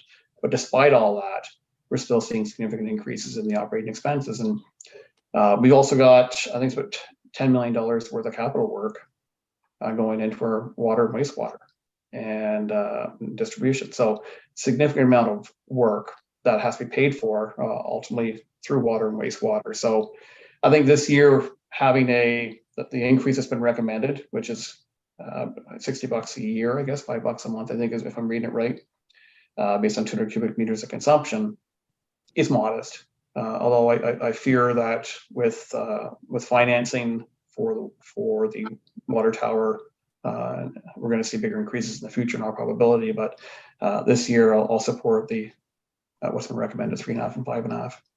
Okay, Councillor Robinson, did you want to comment? Yes, Mr. Chair. I'm in agreement with Councillor Miller, Councillor Brennan, and the mayor. For this year, let's go with the modest increase and see where that lands us. I'd be willing to support that. Okay, so that option 1 is supported by the majority of council, Treasurer Dickey, so you can include that in your next draft. And then we have the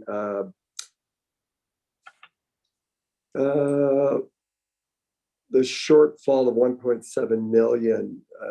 Do we want to look at the community donations, which would take Councillor Miller out of the discussion? Are we ready for that? Councillor McGuire. Could we defer that one to the next report with Director Costello, and then depending on the outcome of that, it'll likely inform the result, because I think we're discussing that next, right?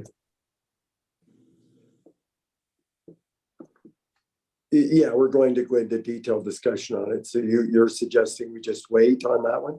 Whatever the result of the next discussion is would, Okay, it could. we Yeah, could go with that then. Does council agree with that? I'm seeing nodding. Thank you. So just I guess it would go back to the tax rate increase of 3.38% as an option as being recommended from we asked staff to at least leave that in there. Does anyone want to start us off on that, or is that something that you would like to not defer, but is that following a more in-depth discussion? Is that one of those ones that, okay, Councillor McGuire, you're leading the charge tonight, go for it. it's one of those, it's the same as the water rate for me, where I don't think it'd be responsible to go any lower. I'm reluctant to go any higher. Ideally, it would be at inflation, but it just, I think we need to balance it out this year. So, and that considered the 3.38, what was the growth again? I think it was at 1.4. So that's 4.8-ish. So 4.8 versus 7, it's in the same ballpark as inflation. I see. So you're supporting and you're ready to make a decision on option 1, proposed tax rate increase. Okay, thank you. Does anyone else want to weigh in on this?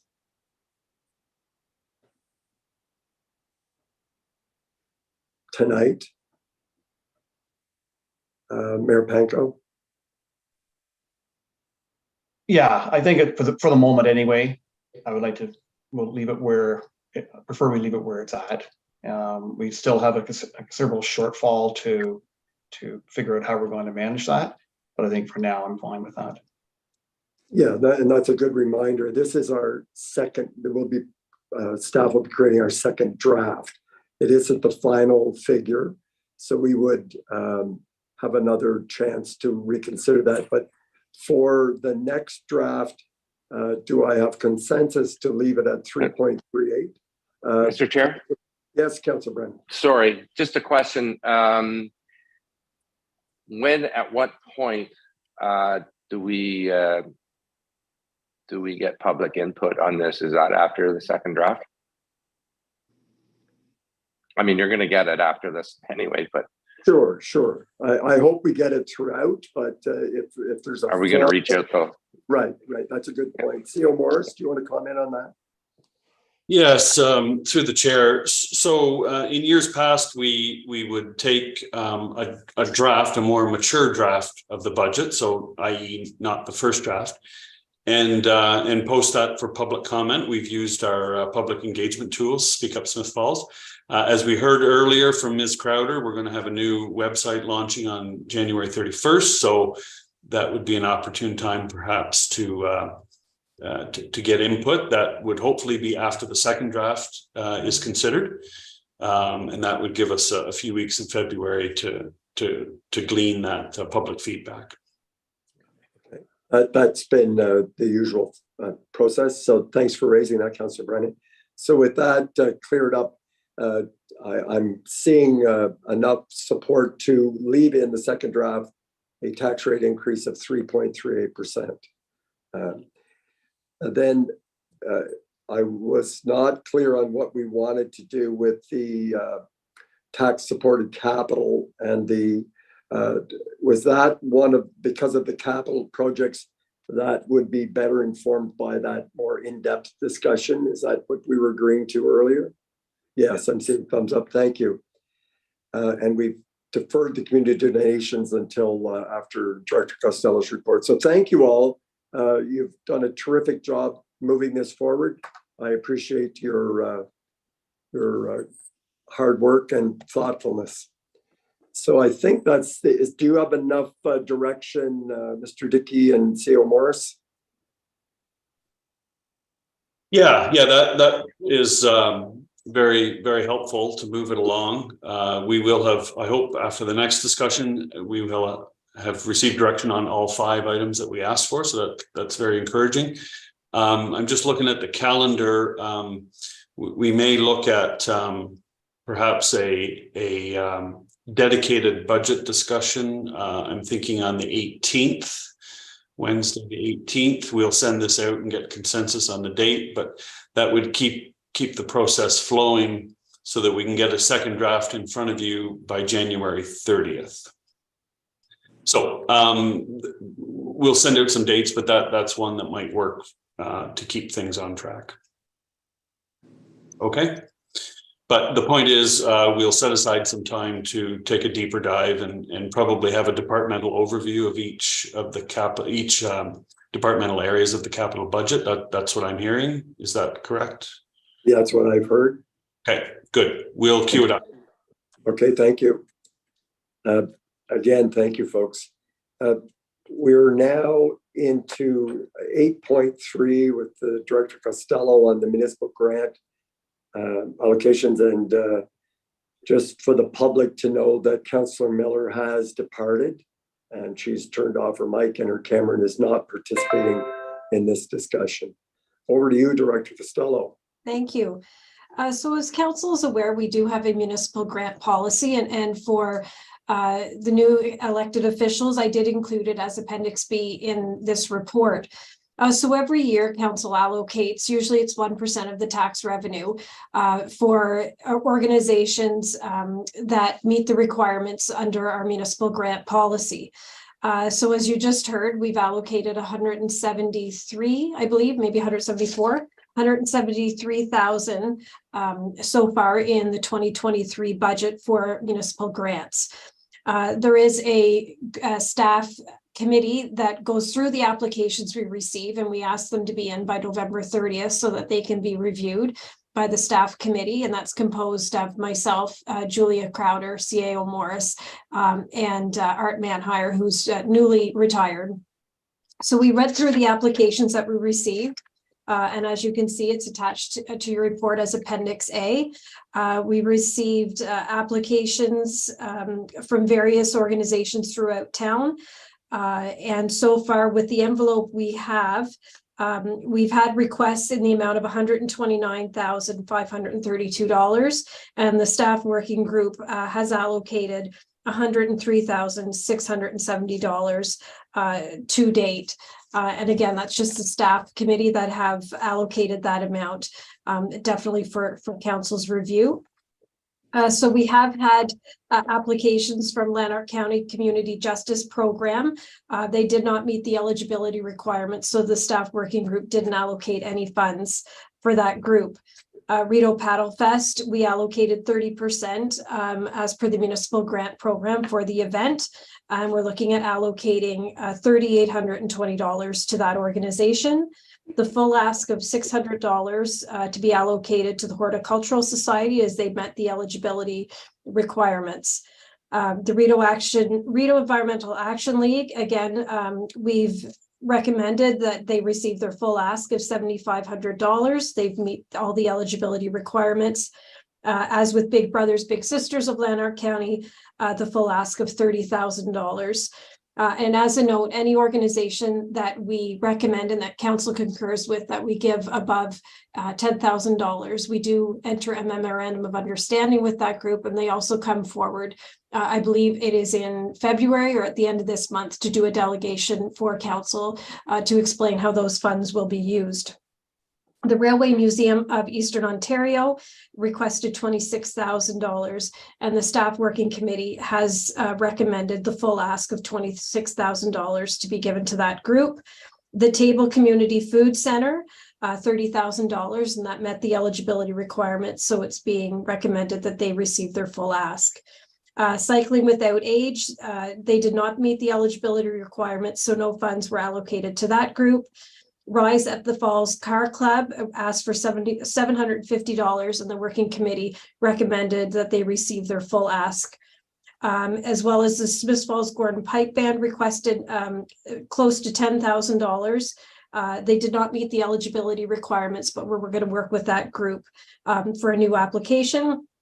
And finally, the Chamber of Commerce requested $5,000, and the group is recommending that they receive their full ask of $5,000. So we bring this forward for council's review, and happy to answer any questions you may have. And again, the policy is attached if anybody would like to review that. Thank you, Director Costello. Our first question is from Councillor McGuire. Thanks, Mr. Chair. Thanks, Director Costello. I always find I get more questions on the ones that didn't get allocated than the ones that did. So I'm wondering what were the eligibility requirements that weren't met for the 3 applications that are being denied? So the criteria is that they're a nonprofit organization, that they provide a service or event to the residents of the town of Smiths Falls without discrimination, and that there is a recreation, cultural, community service or experience to a significant portion of the municipality. So some of them didn't meet that requirement. Have demonstrated revenue generating capabilities, require our funding in partnership or in participation for a federal or provincial grant, organizations and events that demonstrate collaboration and cooperation with other local organizations in the sharing of resources, and must align with the town's strategic objectives. So those are some of the criteria. So the 3 that weren't, without going into detail of each application, there was some element of those criteria that wasn't met in those applications. Is there anything we do to help coach groups that are denied to? We do follow up with the groups, yes. Great, thank you. CEO Morris. Thank you, Mr. Chair. So as a for instance, one of the applicants requested money for capital purchases, and they're explicitly excluded from the criteria as one example. Yeah. Councillor Brennan. Yeah, this is not, it's kind of new, probably within the last term. The mayor can correct me if I'm wrong, but I think when we started, these requests came in and council would talk about them sort of arbitrarily and say, I like this group or that group. So we decided to make a policy and take the politics out of it, which we've done. And I'm glad to hear that, you know, those groups that aren't successful are worked with and try to tailor their needs. We haven't used all the money, and so I support the recommendations here for these allocations, and I would suggest that the money left over be put into the next budget, and that we continue with that amount. Given that we're saving money this year, and we'll put it into next year, and we won't have to allocate as much, and hopefully the uptake will be better. So you're supportive of the staff recommendation. Now you've added a little caveat there that that money be forwarded to the next budget. In the past, what we've done is if Director Costello worked out a better or helped some of the applicants improve their application or qualifications, then they could be eligible for that money in this year. Yes, so I don't think I would agree. Yeah. Yeah. Okay. Do we have Mayor Panko? Yeah, I too will support the recommendation, and to Councillor Brennan's point, we used to spend a lot of time debating which organization would receive which, and so the policy was developed, and I think it was probably 7 or 8 years ago, somewhere in there maybe, and it makes sense. And it's, in my opinion, if staff have evaluated these applicants and concluded that they meet the criteria in the following proportions, then it deserves to be supported. And as for the amount, I think we're still coming out of a pandemic. Some of the community events that may have happened in the past may still emerge, and new ones may come out in 2023 that will seek funding. So I would support these, and I'll support the funding envelope in the same way we have in the past, recognizing that there is, I think, 30-some thousand carried forward from last year, which will reduce the amount of revenue this year that will be needed to cover the cost. Okay, I had CEO Morris and Director Costello both with their hand up. Did they? Yeah, just two comments that I think are salient. Firstly, What you see in front of you is the product of the first window of the application window. We do get applications as the year goes on. If someone comes up with an event that's timely and seasonal, we want to have some capacity to entertain those applications. So it's always wise to have more in the budget than we necessarily allocate on the first round. The other point I'd like to make is just a shout out to the Railway Museum of Eastern Ontario. For those on council during the last term, you may recall one of the criteria for funding last year was that they produce a strategic plan to scope out their future and hopefully financial sustainability. They've done that, they've submitted it. So they met the criteria for last year, and they have a really exciting plan going into the future for the museum. So that contributed to our recommendation to fund them in 2023. Thank you. And Director Costello, you wanted to add something? CAO Morris, I was just making the point about the second intake or leaving funds for future applications. So that's been covered. Thank you. Okay, so I've heard from most of council. Councillor Robson, are you comfortable? Yes, Mr. Chair, I'm very comfortable with staff recommendations. Thank you. So you have consensus, and thank you very much for the work, and congratulations to the applicants, the funded applicants, the eligible applicants. So we do have an appointment 8.4. Welcome back, Councillor Miller. We're on to 8.4, the appointments to various boards and committees. Director Costello, back to you. So just following up from the conversation that we had at the last committee, or one of the last committee the holes on December 12th, where we were able to fill most of the vacancies on our boards and committees with council representation. In the report, I did outline the all of the council members' names with the organizations or advisory boards or committees that each of you would be representing. To that end, that still leaves us with a couple vacancies that we have to fill. There is a spot, it's not that we have to, but there is another spot potentially on Municipal Heritage Committee, the Child Development Center Advisory Board, the Rideau Environmental Action League, the Rideau Corridor Landscape Strategy, as well as the Community Safety and Wellbeing Advisory Committee. And the last one that I mentioned was left out of our previous report, and my apologies for that, but this was a new committee formed at the county level back in 2018, I believe, 2018, 2019. And I did attach the charter in terms to the report so that you could get acquainted with that group. And I believe for the past couple of years, Mayor Panko has served on that committee. So looking for another council representative to sit at that at the county level. And they're looking at updating some of their documents as well as their terms and charter in this term. So there will be some movement on that committee. So just looking for volunteers at this point so we can fill the last of the vacancies. So if no one else wants it, I would put my name beside the Rideau Corridor Landscape Strategies. I was on it last time as well, if that's helpful. Thank you. No one seems to be fighting me for that one.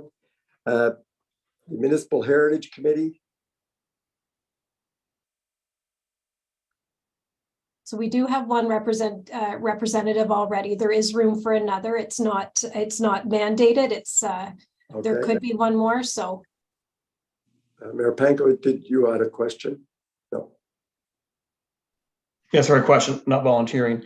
With Councillor Quinn not here tonight, and recognizing she probably has the lightest load of any member of council, and she did reach out to me before Christmas indicating that she would be willing to take on more responsibilities. But in fairness to her not being here, I wonder if we should defer this item to the 30th to ensure that she has an opportunity to express her desires where she'd like to serve. Well, I thought you were going to just start placing her on this case. No, that's good. Well, just see what Councillor McGuire has in mind, and then we'll come back to that. Thanks, Mr. Chair. Mayor Panko, I think that's a great idea. I just have one suggestion that we take Child Development Center Advisory Board off the list that still requires a council representative. Yes, and I think some of our rationale for that is in the review that the previous council did in the fall of 2022, when we looked at all of the committees, that one was dormant for a number of years. And it was felt by council at the time that if the staff at the Child Development Center wanted besides the feedback they get every day from parents, if they wanted further feedback, they could pull a group in on a topic by topic, get the feedback without a standing committee. So if council is supportive, that would be one advisory board that we could take off of our list. Councillor Brennan? Yeah, I reluctantly, I would agree to it. I think that I do have some personal history with that committee because my mother started it years and years ago. But you know, I was on it for part of a term, and it wasn't that active. So, but I did want to bring up a committee that, and you mentioned, Mr. Chair, that in the fall, just before the election, the previous council had a discussion about our committees, and I thought it was a little quick, but one committee that is not available or on this list is the Traffic Advisory Committee, and I sat on that for the last term, and it was quite active, informative, and we don't have to decide tonight, but I would hope maybe we could put this on an agenda for an upcoming CAL, because after that decision was made, members that had been on the committee were unaware that they were not coming back. They thought that after the election that they would have an opportunity to come back and sit on it, but they were very engaged in those matters. And I know that in the budget, we have a active transportation plan in there to complete for the town. And so I would propose that in the coming weeks that we talk about that particular committee, because I think it serves a purpose. It informs council, it gets opinions from the committee. The police are part of it, the health unit was part of it, and several members of the community that were very interested in traffic matters and stop signs and bike paths and that sort of thing. So I would hope we could talk about bringing that back sometime soon. Thank you. Let's deal with the Child Development Center. Yep. Could we get a decision on that one first? The advisory committee, and just confirming that it's dissolved. Is there any objections to that? Okay, so that one's done. And so Councillor Brennan suggested that, and Mayor Panko has suggested that we defer further discussion on appointments till Councillor Quinn is able to come back and join us. And at that time, it might be appropriate, if council agrees with Councillor Brennan's suggestion, that we revisit the Traffic Advisory Committee. So I think there was agreement on waiting till Councillor Quinn comes back for the rest of the appointments. And so I'm just, Mayor Panko, did you want to comment on this? Yes, please. Yes, could staff please circulate the terms of reference for the Transportation Advisory Committee? And because I think we'd want to take a look at the composition of the committee, the responsibilities of the committee, and ensure that if we're going to bring it back, that it serves a broader purpose, probably. So you're in favor of that coming back for the next discussion, and the rest of the council is as well? Are you okay with the transportation? Okay. Councillor McGuire's not in favor, so I'm seeing nodding. Okay. So the staff direction there is the Child Development Center Advisory Group is no longer part of our repertoire, and that further appointments to those committees will wait till Councillor Quinn is able to participate in that discussion, and that staff will circulate the Transportation Advisory Committee terms of reference and it'll be reconsidered in the near future by council, probably in that same discussion when this topic comes back up. Does staff have enough direction on that then? We do. Thank you. Okay, thank you. And now we're on to, sorry, just bringing up my agenda again.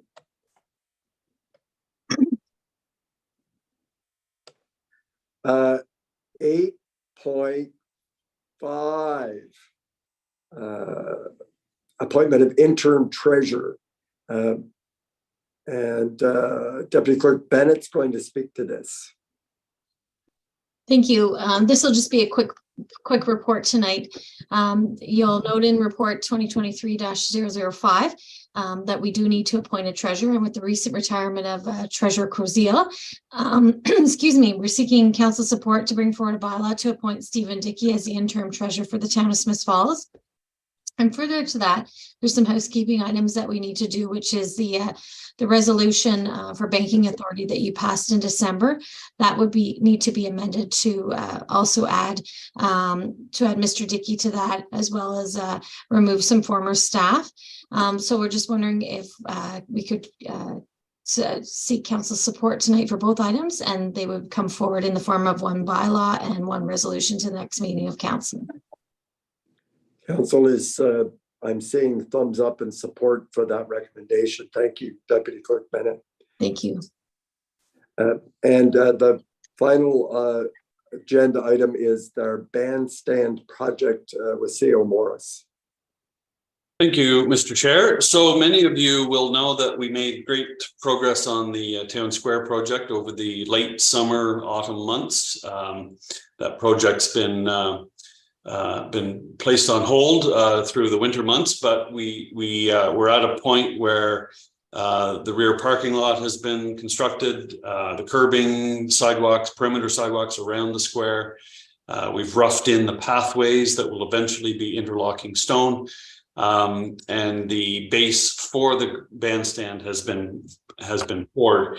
So really the next step is to hopefully put a bandstand on top of the base and then finish off the landscaping and hardscaping to bring the project to completion. And we expect to do all that before May. So the focus of this report is the bandstand in particular. We've taken several shots at trying to get this built, but each time we've come up with a number that was felt to be above the value of the project. Most recently, we went to tender. The bid came in at $324,000, and council at the time decided not to proceed with that and instead asked staff to look for a different approach. So we did that. So instead of a traditional tendering process, we went out to local builders, leaders in the building industry, and got great response. So the recommendation in front of you this evening is to not tender it, but rather to award it on a sole source basis. We do have that flexibility within our procurement policy. And I'd just like to give a huge acknowledgement to Chris Samir from Samir & Sons Construction, as well as our friends at Rideau Lumber, in particular Scott Fleming, for stepping up to the plate and offering to help build this community project on an as-cost basis or at-cost basis. So we do have an estimate. It fits within the budget we have for the project. And what I would say in summary is this is a great deal for the taxpayer, and it brings together some of our community partners, business partners, to help build this legacy project. So I'm asking council to, or I'm recommending to council rather, that we use the sole sourcing provision within our procurement bylaw to award the work to the Samir group of companies. Okay, comments or questions, Councillor Brennan? This is great. Awesome news. My good friend, the late great Tom Folks, is smiling down on us. So thank you to Chris and Scott for stepping up to the plate. And really looking forward to having Tom's daughters and son down here in May to open this thing up. Thank you, Mayor Panko. Yeah, thank you. I agree completely, and I think it's great to have local community leaders in both Scott and Chris that take the bull by the horns here and get this built within our budget. But I also want to commend CAO Morris, because I know after the bid price came in last year and it was much higher than anyone had anticipated or would accept. It was suitably rejected by the council of the day. And I know CA Morris put some creativity into it and reached out to some local business leaders to try and find a solution that would work. So I know it's been a lot of discussion and a great result. So just Malcolm, thank you for the great effort here, which will lead to a great legacy for the Folks family. Thank you. Support for CO Morris? I do have an image of what it will look like. If you will indulge me for one moment, I'll just share my screen. Please do. The resolution's not great on this. This was taken from the construction drawings, but it'll give you a flavor for what the new bandstand's going to look like. It has the architectural features that were the original wishes of Mr. Folks. To give you a sense of the size, it's about 7.5 meters across, so that's about 25 feet. So it'll be ample in size. It's raised. That was one of the design features that set this apart from a traditional gazebo that would tend to be at grade level. So I think we've captured, and this was the design that the Municipal Heritage Committee had chimed in on, and we had really great input. So this design has been in the making for several years, and I'm delighted to say we're gonna have it built and in place for the summer of 2023. And will it be electrified and lit up? It certainly will. Yes, there will be an electrical supply. So if you want to plug in your banjo and play in the new bandstand, that will be available. It will be lit. There will be pedestrian level lighting on the walkways leading to the bandstand. So it will form the central feature within the new town square. Thank you. Councillor McGuire. Thanks, Mr. Chair. Thanks, CEO Morris. I really appreciate the effort you put in to move this forward, and it's great to see it's going to be a real grassroots community project when it's done. From seeing the image there, what's going to give the concrete the vertical detailing that's shown? So if I understand your question, it's the difference in elevation from the ground level? Yeah, there's vertical detailing on the base of it by the looks of that drawing. I'm wondering, is that something that's going to be stamped into the concrete or on top of the concrete, or? Well, so the structure will be elevated above. So the base is roughly at grade, slightly above grade, just for drainage. So the wooden structure will be above the existing slab. Oh, okay, cool. So that's all wood. We're not seeing the base in that drawing. Correct. Oh, that's excellent. All right, thank you. And then there will be a tongue and groove skirt around it to enclose the bottom. Great, thank you very much. So I'm seeing consensus for the CEO's recommendation on moving forward. And I have to say, this is just another example of just how generous the Smith Falls community is, whether it be fundraising for a family in crisis or someone needing something, the Ukrainian families, the Syrian family, just a wonderfully generous across the board community, giving and giving. So I'm proud to be part of this town. We do have, I neglected to include our in-camera item. So if you'll just bear with us for a short while longer. While we were in camera, we were reviewing the names and appointments to 3 more committees of council. And I will ask Director Costello to bring that forward for consideration and for public awareness. Thank you. Thank you. Bringing forward these names this evening for formal appointments to our various boards and committees, and these will be brought forward at our next regular council meeting. So coming forward to the Municipal Heritage Committee, we have Dorothy Hudson, Klaus Vandermeer, Lorraine Allen, Marianne Gibson, Jenny Davis, and Tony Humphrey. To the Public Library Board, we have Amanda Gurin, Chris Cummings, Colleen Mariona, Mark Gallagher, Rebecca Colley, and Sarah McLean Knapp. And for the Downtown Business Association, we have Patricia Krotke representing the Pickled Pig, Stephen Bennett representing H&R Block, Heather Mitchell Adams representing Modern Times Food and Bulk, Julie Chagnon representing the Craft Witch, Scott Musso representing Vintage Barber, Liz Wood representing Say Two Bakery, Ralph Bately representing Michelle's Doorway to Splendor, Bonnie Dow Pepper representing Pearl's Gem, and Sherry Axford representing BFF Boutique. So council, we've had an opportunity to review this list. Is there support? And if so, this will come forward at a future council meeting for ratification. And I'm seeing a thumbs up from everyone for this list. Terrific. And again, not only is our community supportive in giving of money and material, they're giving their time, which is equally as valuable. And we really do appreciate the volunteerism associated with all of these names. And thanks staff for pulling that list together. And that will be at our next council meeting, I'm assuming. Yes, you're correct. Thank you. So now I believe we're at adjournment. And I want to thank everyone. I think we were off to a great start for 2023. Let's keep it going over the next 12 months. I have a motion that the committee adjourn its proceedings at 7:25 and stand so adjourned until the next duly called committee meeting. And that is moved by Councillor Brennan, second by Councillor McGuire. All in favor? Thank you and good night. Carrie. Good evening. Good job, Councillor.